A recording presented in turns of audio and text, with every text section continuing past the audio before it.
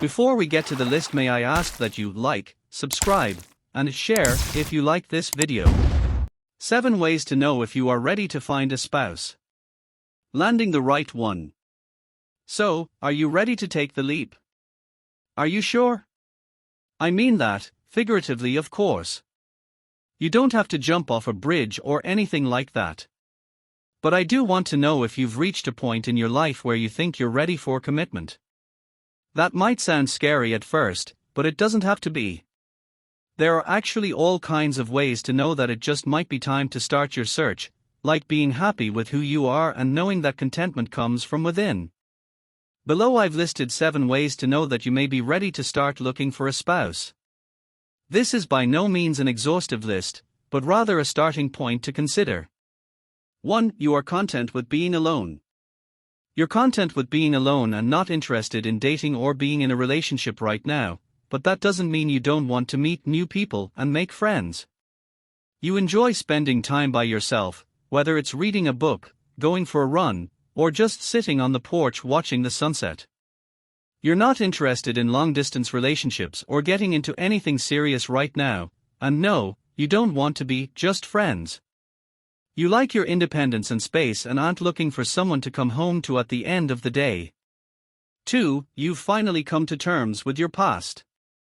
Moving on from the past can be long and difficult, but it is important to understand that there is no set time limit for this process to take place. You may find it helpful to take breaks during the journey, so that your brain can reset, and you can return to the present. It's important not to ignore what we have experienced and not always focus on the now to some degree.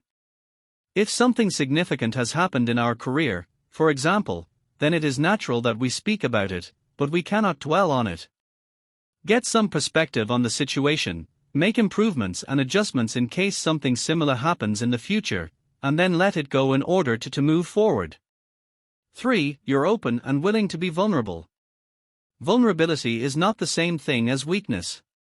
Vulnerability is the act of being honest with yourself and others about your thoughts, feelings, or emotions. It's being open to new perspectives, ideas, and experiences. Vulnerability is not the same thing as weakness. Vulnerability can be a powerful tool for building relationships. In order to be in a real long-term relationship, each person is going to have to be open to harsh judgment. Judgment is necessary whenever one person looks at another to be a possible spouse. What's even worse is that the judgment will never end. Our ability to judge is a great trait for our own survival.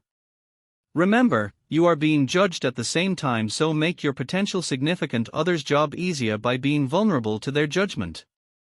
4. You've identified what you want in a relationship. People have a wide range of needs in a relationship. The 5 most common needs in a relationship: companionship, sex, emotional support, shared interests, and a sense of humor.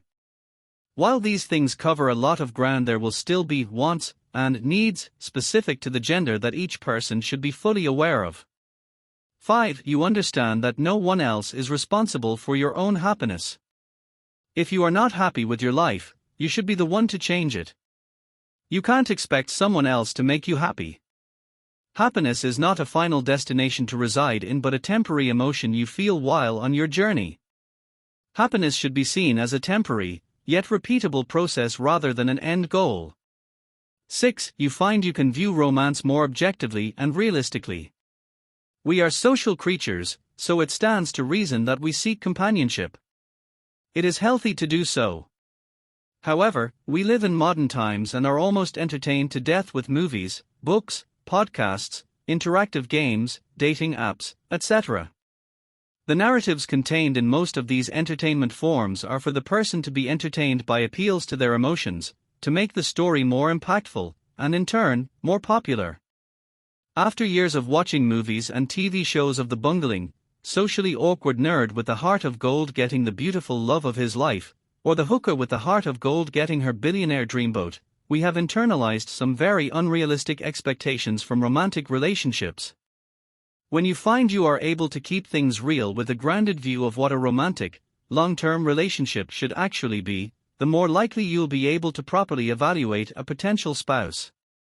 7. Your career is going well, and you have stability in your life now. You've been working hard, and your career is going well.